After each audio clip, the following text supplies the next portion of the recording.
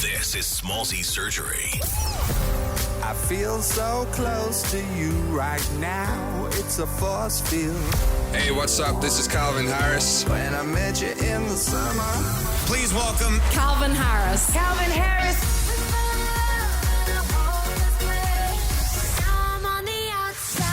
And Smallzy Surgery on Nova. Give it up for Calvin Harris!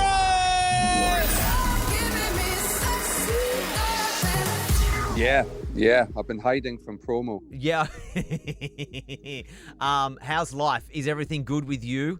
Since I last saw you, you turned into Farmer Calvin Harris. How's that life treating? Yeah, a little bit. I had a little dalliance where, well, it was good in lockdown, but then I left my house, tried to sell my house in America, so I've not been there. So I'm not sure what's going on. I think things are just growing wild. I've probably got some giant carrots taking over the garden. I don't know what's going on there. If anyone doesn't know, you went through a hard phase of like growing your own like huge watermelons and carrots, and I really saw another chance for you, like to branch out. It's sad to hear that you're not into it as much anymore. Well, no, I mean I'm mentally into it, and but I'm physically will return. Yes. To doing it, but right at this point in time, it's something that's on the back burner. Yeah, but I love it. You're only one. Love it. You know what? You're only one man. You can't do it all, right? You can't do it all. I only got one set of hands. And they are busy back in the lab making music. Congrats on the new track with you and Ellie. You're back working your magic together. Congratulations. Cheers. Yeah, we had a great time doing that, and I'm glad we got to do a third one. I feel like things like this in trilogies, it just sounds better, doesn't it? Yeah, it does. Yeah, and you know what? Always in trilogies, sometimes the third one is the best one. Be careful if you go to number 4 and you try to really kick the trilogy along to make it a quadrille, and that just sometimes it doesn't go to plan. Not to say... I couldn't agree more. Yeah, not to say... I don't think 4 is the number. Yes.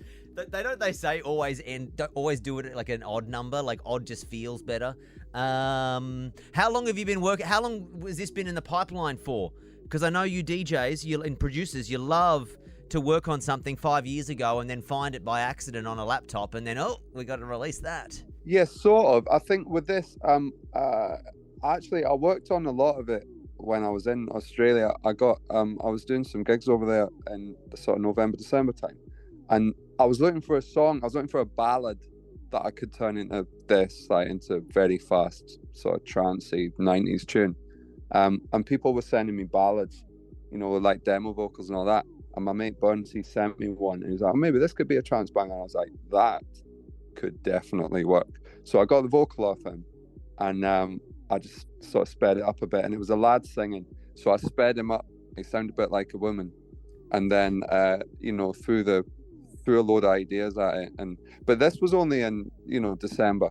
Yeah, okay. And then I thought that, well, there's only one person I can really think of emulating this guy, and it was actually Ellie, because she has that kind of tone, that kind of voice, and she has the kind of delivery that would really work with it. So I reached out to her, I think end of December, recorded it in January, sort of tweaked it for maybe 6 weeks, and then I was like, right, we need to get this out.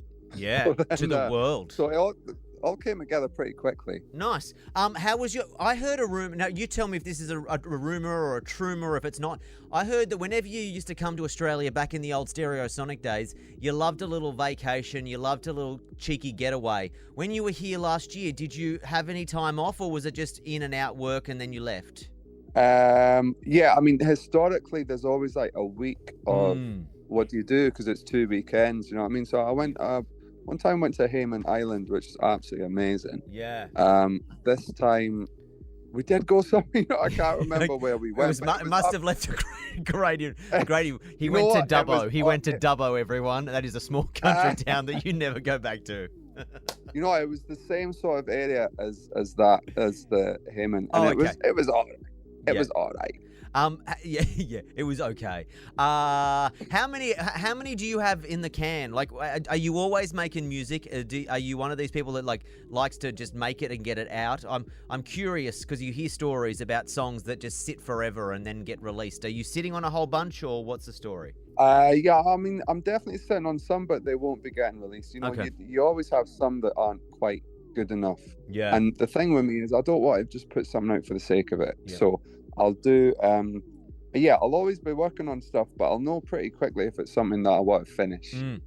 So, but no, with me, I'm not going to go back in the archives like 8 years ago and be like, this will stick at it. There's a trend at the moment to take old songs, like sample them, rework them, whatever it is. Is that something that you would not interested in? Because it seems to be the tracks that sometimes can pop off at the moment are like the nostalgia. You know, I know there's that 90s vibe in the new song, but I mean literally just pluck something from the 90s and go, I'm just gonna put a beat under that and we're gonna release it. Yeah. I mean, I don't really. It's hard to find the joy in it. Yeah. To be honest with No, you. I hear you. If it's something like very obvious as well, I'm not really on that. But there's definitely some things that are older that are more that are less well known that maybe would be a good due for an update. But it's not something that's really top of my list, to be honest with you. I like making things. Yeah. Okay, I'm quickly running out of time, so I'm going to ask one final question. Was it 2018? I think back in 2018, I think I saw you play Vegas Pool Party.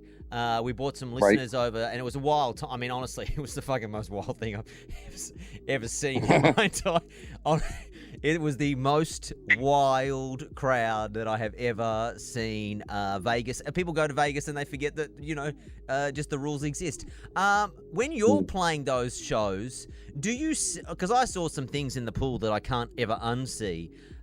Do you look out and see things yourself that you two can't unsee, or are you just like there's a lot going on and you're just focused on the job? I don't know why this stands out, but there's a gig that I did, and the place is it was called Wet Republic. It's at the MGM, and that's the one I went to. That's the one. It's during the day, right? It's very bright, and a lot of the DJs, they like to wear sunglasses. But I don't look good in sunglasses, so I won't wear sunglasses when I'm playing. I feel like a little bit stuck up or something. So I would be able to eyeball absolutely everyone, like literally make eye contact with every single person. I don't know why this stands out, but there was one weekend where it was the female bodybuilder convention, and it was the scene was absolutely I just never seen anything like it. It was sort of terrifying, but just fascinating. Just a fascinating. Couple hours. Yeah. Like, because they had obviously everyone had been working on their bodies in the lead up, and they were gonna no doubt show it off.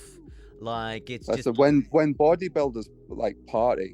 There's something. It's very I don't know how to describe it. No, you know what? Like you don't need to. You don't need to because I can see. It feels like it's almost like dangerous or something. I don't know. It's like dangerous. Like they're very healthy living the most of the time. Yeah. And then they've got to have a few drinks. This is bad. This is bad. I absolutely hear you. Hey, congratulations on the new track. It's called Miracle. We love it. Get back to Australia soon, and please don't make it like 10 years until promo next time. You're a great chat, and I feel like some parts of the world, I get it. You don't want to do interviews because people can be awful, but here in Australia, at least I feel like we have a common language where we have the same sense of humor. That was an impassioned plea. Yeah, it was disgustingly desperate, and I am shame. I feel shame, so I won't say it again. Great to speak to you, mate. Look after yourself. We'll talk soon, okay? Thanks, mate. Cheers. Smallsy Surgery is a Nova podcast. For more great shows like this, head to novapodcast.com.au.